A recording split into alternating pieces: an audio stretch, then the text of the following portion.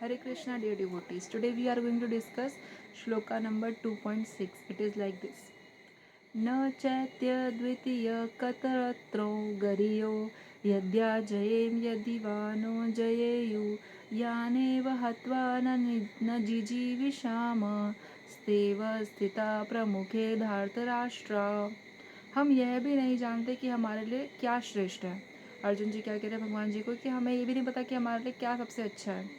उनको जीतना या उनके द्वारा जीते जाना, हमें उनके ऊपर विजय पानी है कि हम उनको हम पे विजय पा लेनी चाहिए। क्या अच्छा है, या हम उन पे विजय पा लें, उनको हरा दें, या फिर हम खुद हार जाएं, क्या बेटर है, मुझे तो ये भी नहीं पता। ऐसे कह रहे हैं यदि हम धृतराष्ट्र के पुत्र का वध कर देते हैं तो हमें जीवित रहने की आवश्यकता ही नहीं है।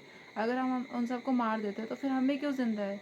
तो यहाँ पे वो अपने रिलेटिव से बहुत ज़्यादा जुड़े हुए अटैच है। तो वो कह रहे हैं कि अगर मैं उनको किल कर दूंगा तो फिर मैं ही क्यों जिंदा हूँ, मेरा जीने का क्या ही मीनिंग है। तो वो सोच रहे कि वो लोग अपने ही और उनको मारने के बाद हम भी जीना मतलब हमारे जीने का कोई उद्देश्य नहीं रह जाएगा, ऐसा उनको लग रहा है।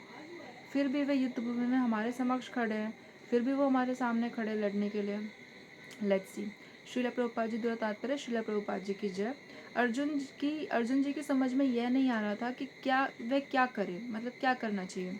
युद्ध करे और अनावश्यक रक्तपात का कारण बने, या मतलब वो कह रहे हैं कि उनको समझ में नहीं आ रहा, वो कन्फ्यूजन में कि लड़ाई करनी चाहिए और ये जो फालतू का जो वॉर होगा, जो इतने सारे लोग मरेंगे, इतना सारा खून खराब होगा, इसका रीज़न बनना चाहिए। या फिर यद्यपि क्षत्रिय होने के नाते युद्ध करना उनका धर्म है, भले वो क्षत्रिय हैं तो उनका तो वो ड्यूटी है कि भाई आपको फाइट करना पड़ेगा, आप क्षत्रिय हो। या फिर वह युद्ध से विमुख होकर भीख मांगकर जीवन यापन करे, या फिर वो युद्ध न लड़े और जाकर भीख मांग के अपना जीवन जिए, ये करना चाहिए। यदि वह शत्रु को जीतता नहीं तो जीविका का एकमात्र साधन भिक्षा ही रह जाता है। अगर वो लड़ाई नहीं करेंगे तो उनको जिंदा रहने का एक ही साधन बचेगा, जो है उनको भीख मांग के खाना पड़ेगा। फिर जीत भी तो निश्चित नहीं है, और ये भी तो कोई नहीं है ना कि वो जीत ही जाएंगे, क्या पता वो हार जाए। क्योंकि कोई भी पक्ष विजयी हो सकता है, लड़ाई में तो कोई भी जीत सकता है।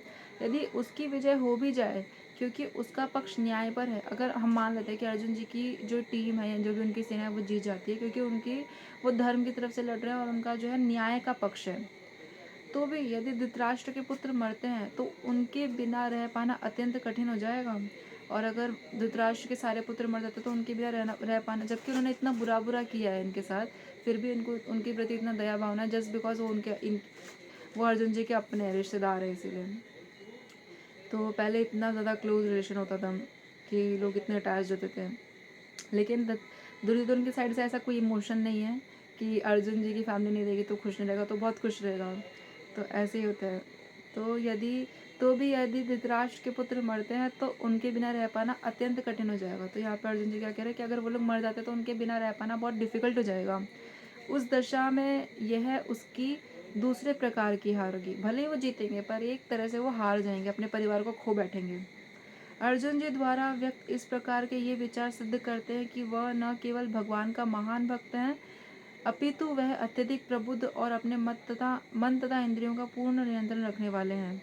तो यहाँ पे क्या लिखा है, यहाँ पे लिखा है कि अर्जुन जी के इन थॉट से क्या पता चल रहा है कि वो भगवान के एक महान भक्त होने के साथ साथ ही अपने प्रबुद्ध, मतलब अत्यंत बुद्धि है उनके पास, और उनके मन तथा इंद्रियों पर उनका क्या है, पूरा तरह से नियंत्रण है। मतलब अपनी भावना में बह नहीं जा रहे, वो हर चीज़ को देख पा रहे, क्या सही है क्या गलत है। राज परिवार में जन्म लेकर भी भिक्षा द्वारा जीवित रहने की इच्छा उनकी विरक्ति का दूसरा लक्षण है। कोई राज परिवार में पैदा हुआ है, उनके पास पूरी पृथ्वी है, उनके फादर इतने ग्रेट है, इतना सारा उनके पास धन धान्य है, कोई कमी नहीं है, और फिर भी वो सब छोड़ के और अपने भाइयों के लिए, अपने रिश्तेदारों के लिए छोड़ के, ऐसे रिश्तेदार जिन्होंने हमेशा उनके साथ बुरा किया उनके लिए छोड़कर वो ये डिसाइड करे कि मैं तो बस भीख मांग के जो मुझे मिलेगा मैं वो खा पी के अपना जीवन यापन कर लूँगा। तो ये विरक्ति का, कि उनको वो अनअटैच्ड है सभी चीज़ों से, ये उनका लक्षण नहीं है। मतलब ये साइन है कि वो हर चीज़ से क्या है, अनअटैच्ड है। क्या हम ऐसा कर पाएंगे? अपनी प्रॉपर्टी आप अपने फादर के फादर के ब्रदर के बच्चों के लिए छोड़ देंगे? काइंड ऑफ ऐसा। तो ये उनकी विरक्ति का क्या है, दूसरा लक्षण है कि वो कितने विरक्त है, ये दिखा रहा है। ये सारे गुण तथा अपने आध्यात्मिक गुरु श्री कृष्ण जी के उपदेशों में उनकी श्रद्धा, ये सब मिलकर सूचित करते हैं। तो ये सारी जो क्वालिटीज़ हैं तथा अपने आध्यात्मिक गुरु, अपने स्पिरिचुअल मास्टर, कौन है उनके स्पिरिचुअल मास्टर? भगवान श्री कृष्ण है, जिनको उन्होंने अपना गुरु माना है, के उपदेशों में, उनके इंस्ट्रक्शंस में उनकी क्या है? श्रद्धा है कि भगवान जो बोलेंगे मैं वही फॉलो करूँगा। तो ये अपने स्पिरिचुअल मास्टर के शब्दों में आपकी श्रद्धा होनी चाहिए। ये सब मिलकर सूचित करते हैं कि वह सचमुच पुण्य आत्मा है। तो ये सब मिलकर क्या बताते हैं हमें कि अर्जुन जी क्या है? एक पुण्य आत्मा है, एक अच्छी आत्मा है, एक अच्छी सोल है, और आप सभी भी एक अच्छी सोल है। तो हमें भी अपने अच्छे सोल का जो है अच्छी चीज़ों के लिए यूज़ करना है। इस तरह यह निष्कर्ष निकला कि अर्जुन जी मुक्ति के सर्वथा योग्य हैं।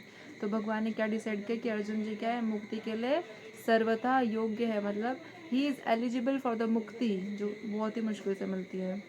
जब तक इंद्रियां संयमित न हो, ज्ञान के पद तक उठ पाना कठिन है। मतलब जो अपने सेंसेस को कंट्रोल नहीं कर सकता, वो नॉलेज को गेन नहीं कर सकता। अगर हमें किसी भी प्रकार की नॉलेज को गेन करना है, तो हमें अपने सेंसेस पे कंट्रोल पाना बहुत ज़्यादा ही अनिवार्य है, बहुत ज़्यादा इम्पॉर्टेंट है। जब तक इंद्रियां संयमित ना हो, ज्ञान के पद तक उठ पाना कठिन है, और बिना ज्ञान तथा भक्ति के मुक्ति नहीं होती। और अगर आपके पास नॉलेज नहीं है और डिवोशन नहीं है, तो आपकी मुक्ति होना बहुत ही डिफ़िकल्ट है। अर्जुन जी अपने भौतिक गुणों के अतिरिक्त इन समस्त दैवी गुणों में भी दक्ष थे। तो भौतिक गुण तो उनमें थे, वो इतने बड़े दुनिया के धनुर्धर थे, साथ ही साथ वो उनमें सारे दैवी गुण थे, मतलब ये देवताओं वाले गुण भी उन्हें विराजमान थे। और इन सब में क्या थे? वो दक्ष थे, मतलब बहुत ही उच्च कोटि के विद्यार्थी थे। दक्ष थे मतलब ये वॉज बेसिकली आप ग्रेजुएट कह सकते हो, दक्ष थे, या फिर मतलब बोलते ना दक्ष मैं का एक पर्टिकुलर यहाँ पे तो मीनिंग नहीं दिया, लेकिन दक्ष का मतलब यही है कि वो काफ़ी ज़्यादा क्वालिफाइड थे इन सारी क्वालिटीज़ में।